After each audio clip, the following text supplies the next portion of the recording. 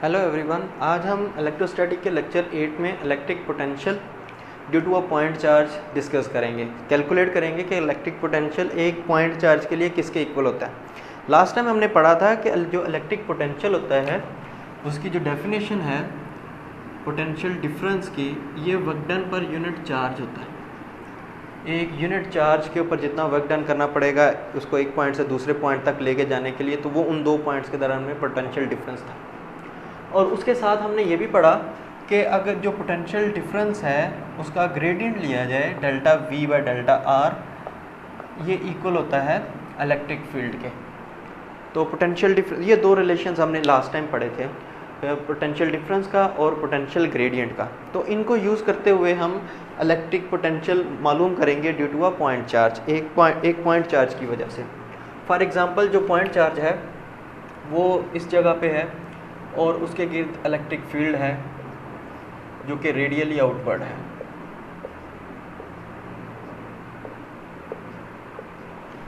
Radially outward electric field की direction है और हम किसी एक पॉइंट पे, फॉर एग्जांपल ये कोई ए पॉइंट है और इससे दूर कोई बी पॉइंट है, तो बी पॉइंट से ए पॉइंट की तरफ हम कोई चार्ज को लेके आ रहे हैं, कोई Q0 चार्ज को मूव कर रहे हैं।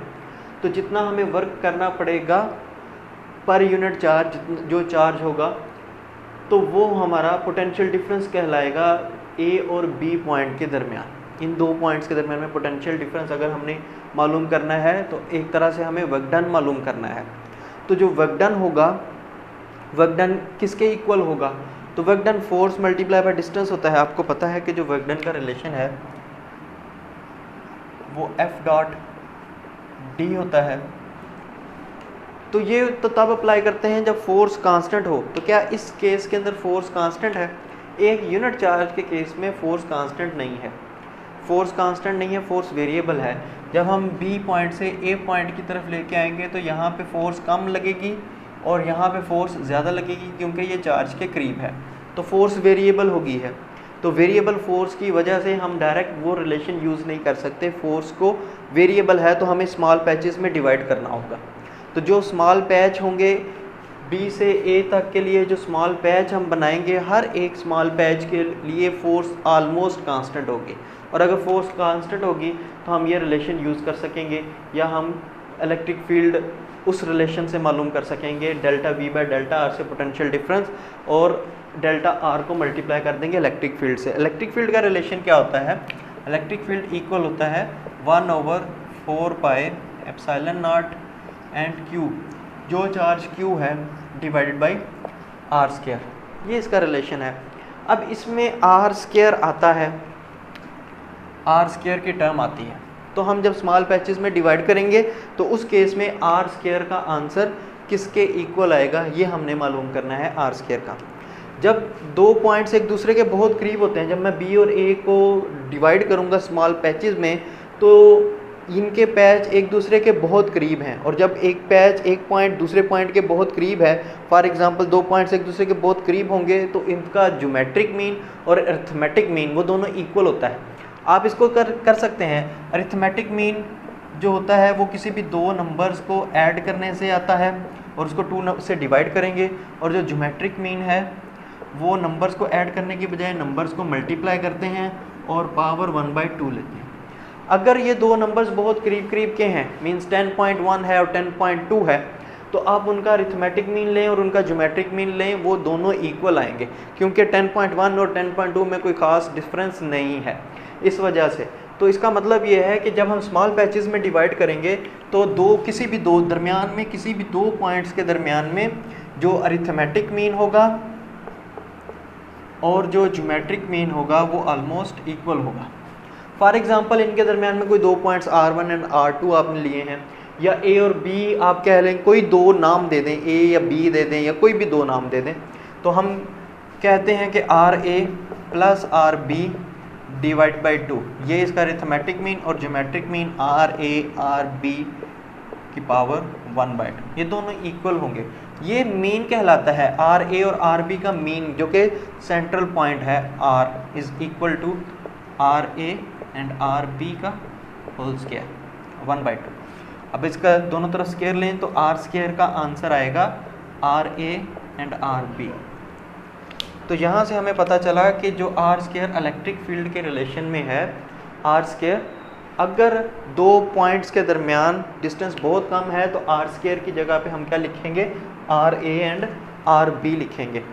तो ये क्यों लिखेंगे, क्योंकि हम पोटेंशियल डिफरेंस में जानते हैं कि जो पोटेंशियल डिफरेंस है ग्रेडियंट से, वहाँ से पोटेंशियल डिफरेंस इक्वल होगा delta V is equal to minus E delta R. यह रिलेशन होता है। हमने पोटेंशियल डिफरेंस मालूम करना है और उससे हम इलेक्ट्रिक पोटेंशियल बताएंगे। तो पहले पोटेंशियल डिफरेंस मालूम करना है, तो इलेक्ट्रिक फील्ड का रिलेशन क्या होता है, -1/4 pi epsilon not Q divide by R square. ये कोई चार्ज क्यू है, and delta R -1/4 pi epsilon not Q divide by R square. R square की जगह पे क्या आएगा, R A and R B जो हम मालूम कर चुके हैं, एंड डेल्टा आर दो पॉइंट्स के दरमियान में जो डिफरेंस है, और वो क्या है, R A minus R B. और ये जो पोटेंशियल डिफरेंस है वो V A minus V B है।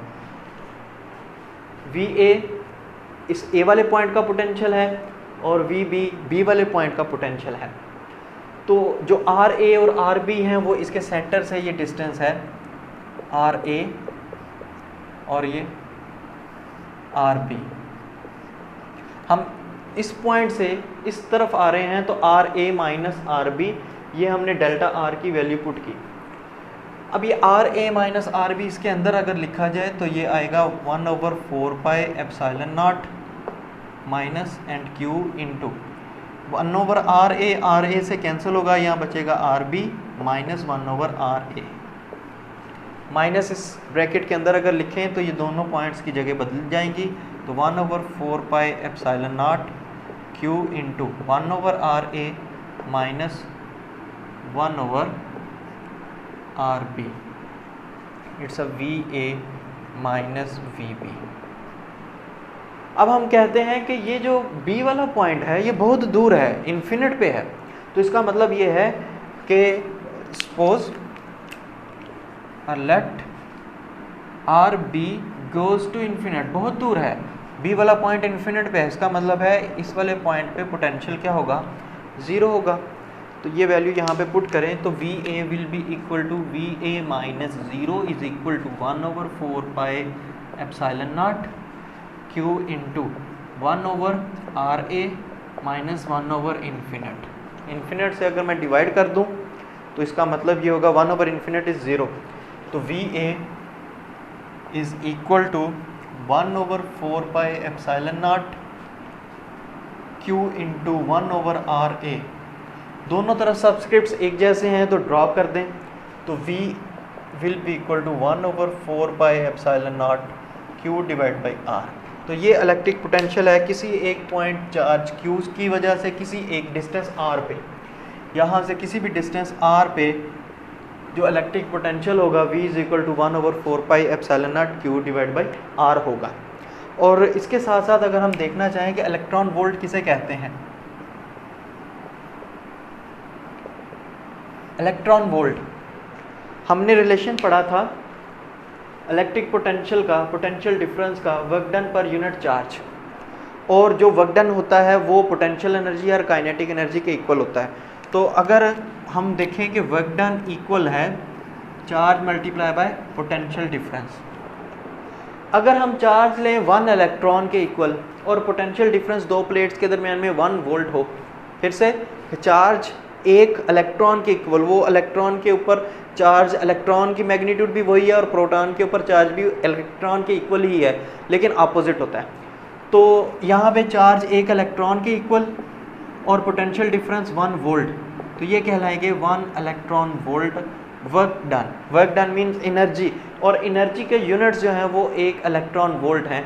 तो एनर्जी के एक और यूनिट आए जो जूल के अलावा एक और यूनिट्स हैं, वो क्या हैं, इलेक्ट्रॉन वोल्ट जूल के अलावा। जूल जो है वो हम माइक्रोस्कोपिक लेवल पे यूज़ करते हैं और इलेक्ट्रॉन वोल्ट एटॉमिक लेवल पे हम यूनिट यूज़ करते हैं एनर्जी का। हम देखते हैं इलेक्ट्रॉन वोल्ट जूल के किसके इक्वल होता है।